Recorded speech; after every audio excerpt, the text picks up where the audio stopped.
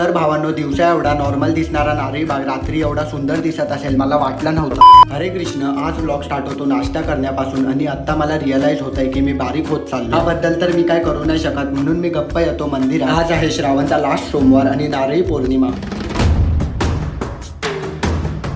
मंदिरातनं घरी आल्यावर डाएटच्या नावाखाली मी खातो फोडणीचा भात आणि घरी प्रोटीन म्हटलं तर मम्मी आम्हाला चिक्क्या खायला लावते. मग रात्री मी आणि ओमकार येतो नारळी बागेत राऊंड मारायला. सकाळचा जेव्हा आम्ही कॉलेज नंतर इथे येतो तेव्हा हे खूप नॉर्मल वाटतं, पण रात्रीचं तर एकदम झापूक झुपूक झापूक झुपूक.